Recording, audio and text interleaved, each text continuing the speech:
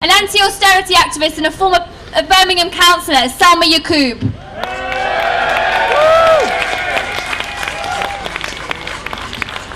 Good afternoon and welcome to Birmingham. Thank you for making sure this weekend I wanted to stay in my home city, knowing the Tory conference was happening in my city centre. And we've got several messages for the Tory conference. We have been told so many lies, and the fact they tell these lies so brazenly and so frequently that people actually start to take them as the givens, and then they start to believe the other lie, that there is no alternative. And they want to say that people like you and I, when we say that we're against austerity, that austerity has failed, that we have not got an alternative. But actually we have. I'm just going to go through a few simple truths, because I think truth is the answer to falsehood and to lies. And it's important that we give people hope, not just the people who are passionate and have come today and who are absolutely vital for the movement, but for all of those who have been betrayed and lied to and have succumbed to the despair which has been quite deliberately created. So when they say that this country cannot afford its welfare state, that's a lie. We have a welfare state primarily actually for the welfare of the rich. We would not need such a massive housing benefit bill if we had the right number of houses in the first place. 21 billion, let me repeat that, 21 billion pounds a year is going to pay landlords because this country is not building the housing that's needed for its people, pushing up private rent as well as squeezing out people who have relied on council housing. That's not going to the poorest in society, that's going to the landlords of our society.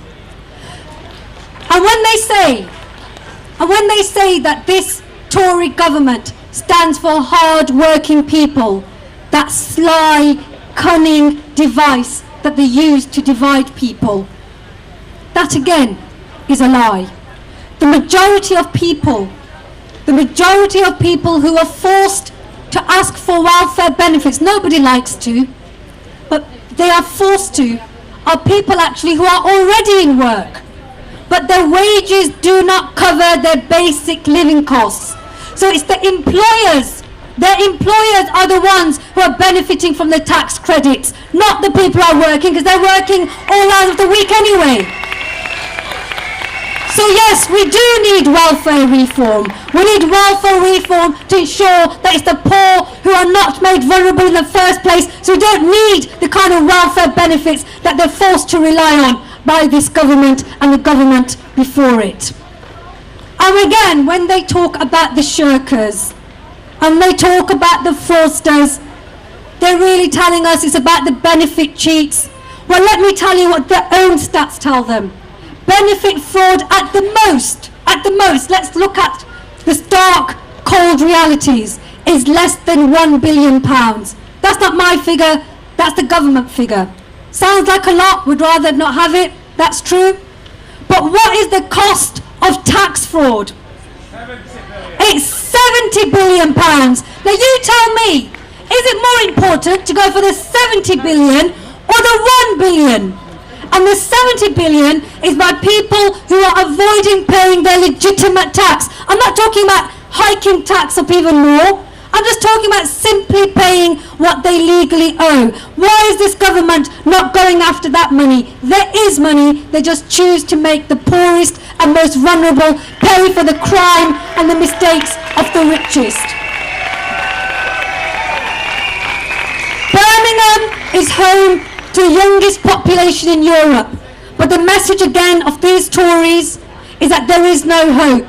While young people should be entitled to a free education, they shouldn't be shackled in debt even when they have shown they work hard to achieve their grades, but then when it comes to employment have 0-hour contracts. That's a disgrace to this country. We can have an alternative, we deserve an alternative, and the alternative is within our reach, but we've got to fight for it. Thank you for coming here today. Let's stay strong and let's keep fighting.